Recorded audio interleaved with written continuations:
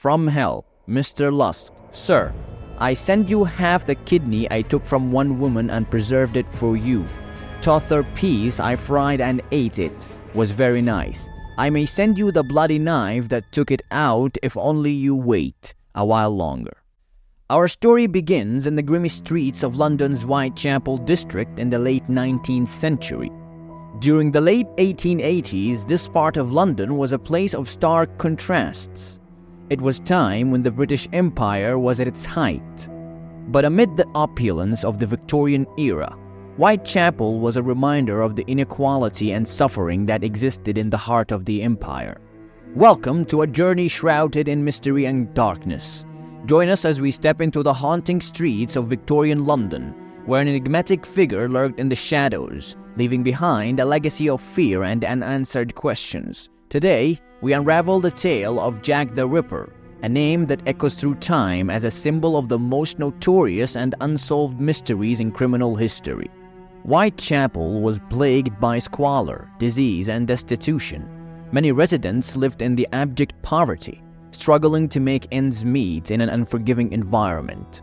The streets were teeming with a diverse population of immigrants, factory workers, and the unemployed, all trying to eke out a meager existence.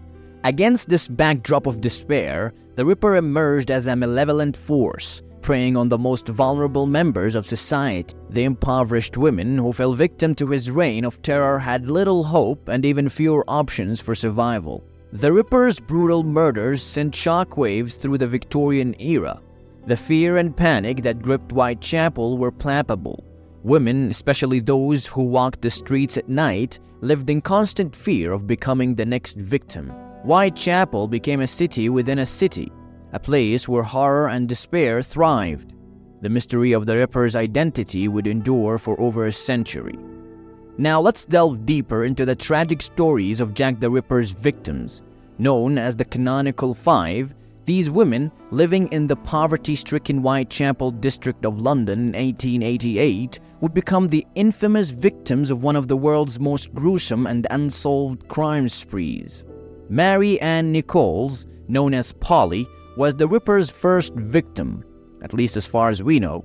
She was a 43-year-old prostitute struggling with alcoholism and poverty. On the early morning of August 31st, 1888, her life took a tragic turn when her lifeless body was discovered in Bucks Row, her throat brutally slashed.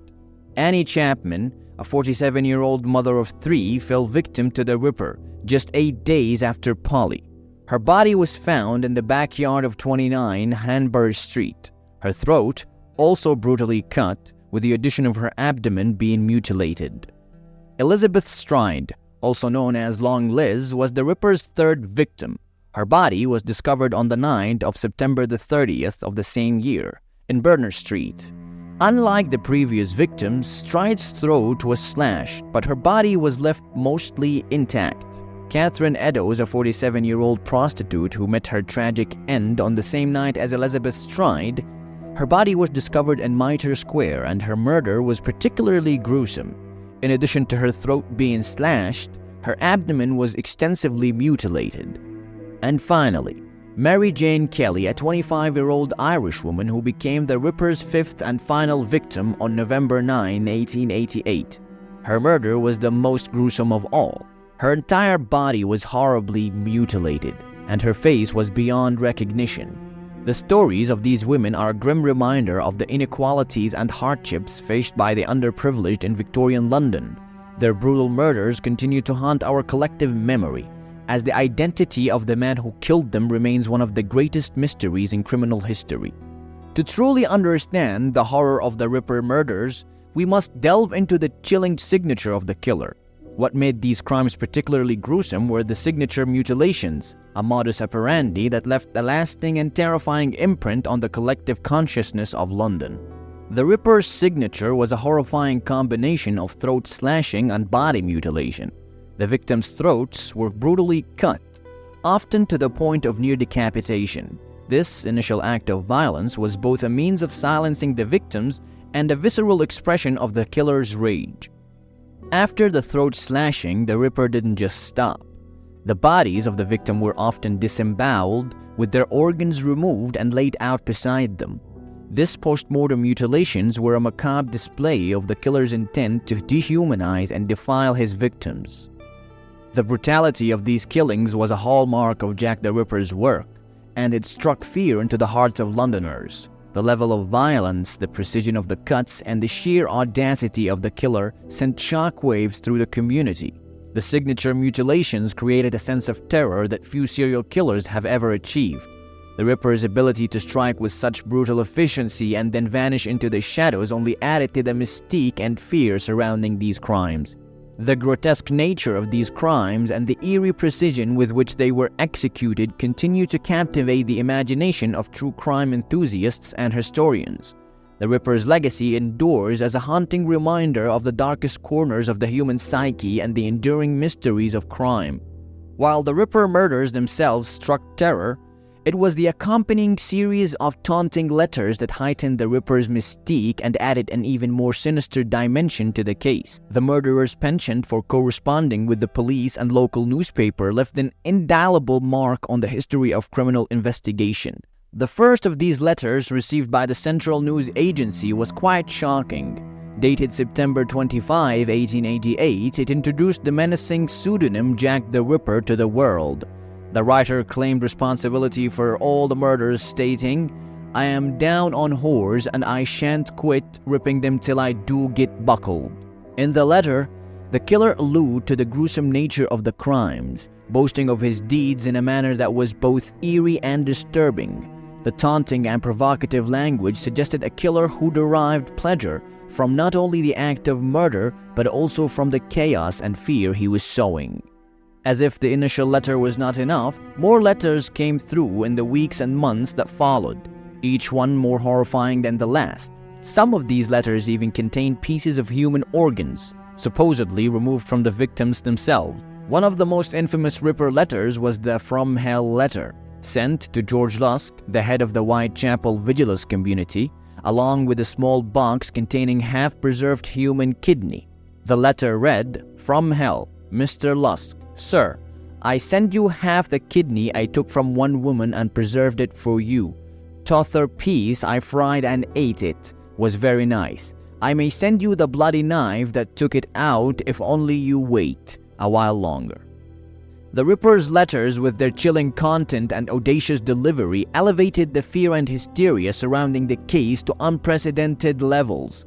They not only showcased the killer's unbridled audacity but also left a lasting legacy of mystery, as the true identity of the writer remains one of history's most enduring enigmas. The hunt for Jack the Ripper led to an extensive list of suspects, each with their own compelling and sometimes bizarre connection to the Whitechapel murders. Over the years, investigators have considered a wide range of individuals, adding layers of complexity to the mystery surrounding the identity of the infamous serial killer. One of the earliest and most enduring suspects was Montague John Druitt, a barrister and teacher who was found dead in December 1888. Some believed that he was the Ripper, and he had taken his own life to escape capture. However, the lack of concrete evidence linking him to the crimes has left this theory open to debate. Another theory suggested that Jack the Ripper might have been a local butcher due to the knowledge of anatomy displayed in the mutilations, but, like many other theories, this one lacked substantial evidence to definitively identify the killer. In a more sensational vein, some believe that the Ripper was a member of the royal family, and this theory fueled numerous conspiracy theories. The notion that a high-ranking figure could be involved in such heinous crimes only added to the intrigue of the case. One of the most enduring hypotheses revolves around the idea that the Ripper might have been a doctor or a skilled surgeon, primarily due to the precision of the mutilations.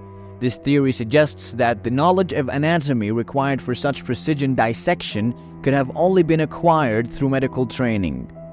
However, despite the extensive investigations and multitude of suspects, the identity of Jack the Ripper remains a subject of intense debate and speculation to this day. The case has generated countless books, documentaries, and theories, making it one of the most famous unsolved mysteries in the history of criminology. The story of Jack the Ripper has not been consigned to history books. It continues to captivate the imaginations of crime enthusiasts and investigators alike. Recent years have witnessed a resurgence of interest in this case, driven by modern investigative techniques that are shedding new light on this mystery. One of the most significant breakthroughs recently has been the application of DNA analysis to the case. Advances in forensic science have allowed investigators to re-examine evidence from the crime scenes, specifically the shawls of two of the Ripper's victims, Catherine Eddowes and Mary Jane Kelly.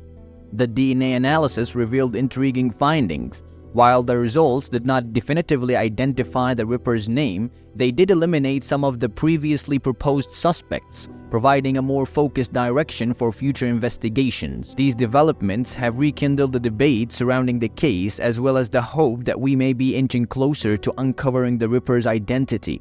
However, the truth remains elusive, and the shadow of uncertainty still shrouds this notorious serial killer. As we conclude this episode, we reflect on the enduring mystery of Jack the Ripper. Despite the passage of time, his identity remains hidden and his crimes still haunt us. Thank you for joining us on this exploration of a dark time in Victorian era. If you found this video intriguing, be sure to like, subscribe, and hit that notification bell. Until next time.